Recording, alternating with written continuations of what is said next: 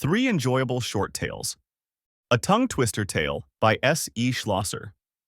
Alex Alligator arrived at Adam's apple farm in April, when the apple trees were covered with blossoms. "Whatever am I to do with an alligator?" Allison asked. Inside the box, Alex yawned. Alex stuck his legs through the holes at the bottom of the box and ambled into the house in search of dinner.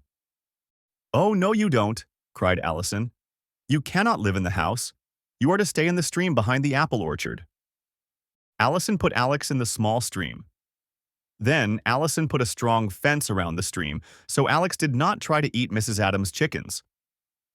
Alex liked the stream and his pen. He especially liked the steaks Allison gave him every morning and evening. One day in August, a red apple fell off a tree and rolled under the fence and into Alex's pen.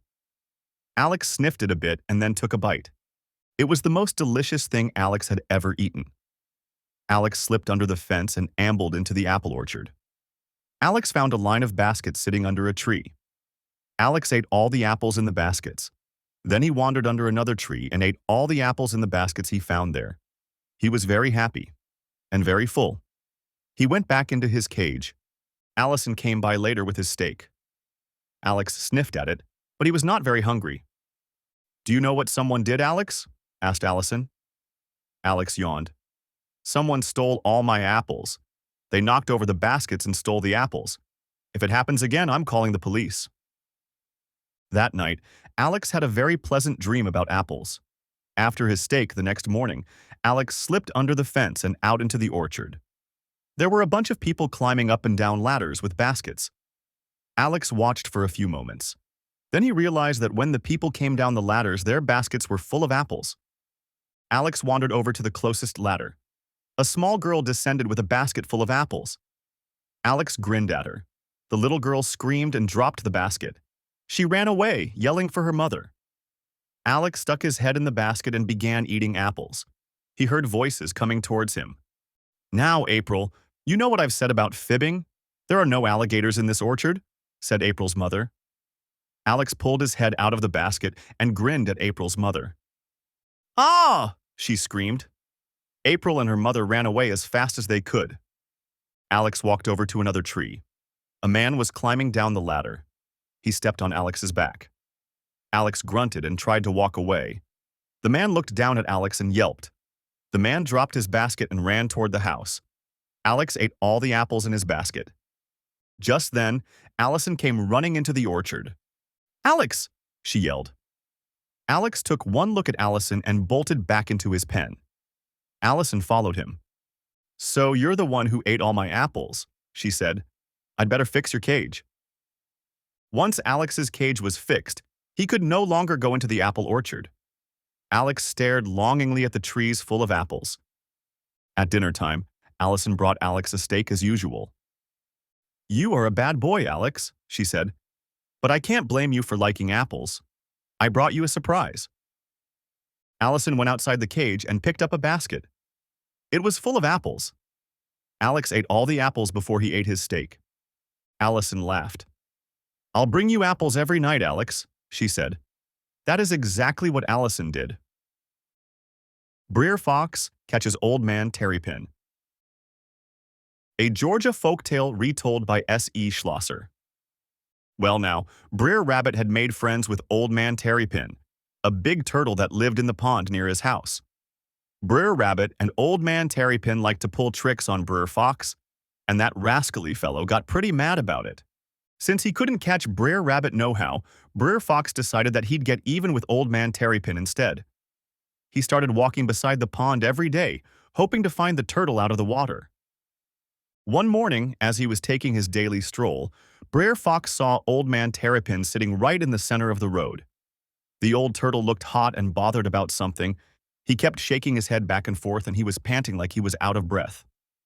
"Howdy, Brer Terrapin," said Brer Fox, stopping beside the old turtle. "What's the matter with you?" "I was strolling in the field beside my pond when the farmer came along and set it on fire," Old Man Terrapin gasped. "I had to run and run, but that old fire was faster than me, so I curled up in my shell while it passed right over me. My shell is hotter than the noonday sun, and I think I done singed my tail." "Let me have a look," said Brer Fox. So Old Man Terrapin uncurled his tail and poked it out of his shell. Immediately, Brer Fox grabbed him by the tail and swung him right off the ground. "I gotcha now, Brer Terrapin," cried Brer Fox. "You ain't gonna bother me no more." Well, Old Man Terrapin begged and begged Brer Fox not to drown him. He'd rather go back into the fire in the field on account of he'd kind of gotten used to being burned. Brer Fox swung the poor old turtle back and forth by his tail, trying to decide what to do. Putting Old Man Terrapin into the fire was a tempting idea, but then he remembered how the old turtle had curled up into his shell so the fire couldn't touch him. Brer Fox frowned. Fire was no good then. Brer Fox decided to drown Old Man Terrapin instead. He tucked the turtle under his arm and carried him down to the spring house by the pond. "Please, oh please don't drown me," Old Man Terrapin begged. "I ain't making no promises," Brer Fox retorted. "You've played too many tricks on me, Brer Terrapin." Brer Fox thrust him into the water and began bouncing him up and down. "Oh, I is drowning," shouted Old Man Terrapin when his head bounced out of the water. "Don't let go of my tail, Brer Fox, or I'll be drowned for sure." "That's the idea, Brer Terrapin," Brer Fox yelled back and let go of his tail. Immediately, Old Man Terrapin splashed down and down into the water and thumped onto the mud on the bottom, kerplicky-splat. That's when Brer Fox remembered that Old Man Terrapin lived in the pond, and there was never any fear of him drowning. No how. He could hear him laughing from the bottom of the pond. "I dare you, Ta, come down here." Brer Fox jumped up and down in fury. Old Man Terrapin had escaped him. From the other side of the pond, Brer Bullfrog called out, "Knee deep! Knee deep!" Brer Fox glared at the pond and then looked back at Brer Bullfrog. "It's only knee deep," he asked suspiciously. Knee deep," Brer Bullfrog said again. All the little frogs joined in the chorus then. "Better believe it, better believe it." Well, thought Brer Fox, if it was only knee deep, then he'd have no trouble catching Old Man Terrapin. Wade in, croaked Brer Bullfrog. Knee deep, agreed all the little frogs. Brer Fox didn't much like water, but he really wanted to catch Old Man Terrapin. He approached the edge of the pond cautiously. From underneath the water, Old Man Terrapin laughed at him, and his words bubbled up to Brer Fox. "I dare you to come down here, I dare you to come down here." Well, that did it. Brer Fox ran right up to the edge of the pond. Leaning over, he looked into the water and saw another fox staring at him. "Dat's your brother, dat's your brother," Brer Bullfrog told Brer Fox. Brer Fox was thrilled. He didn't know he had a brother. Now that there were two foxes, catching Old Man Terrapin would be a cinch. Brer Fox leaned down to shake hands with his newfound brother and toppled right down into the deep water of the pond.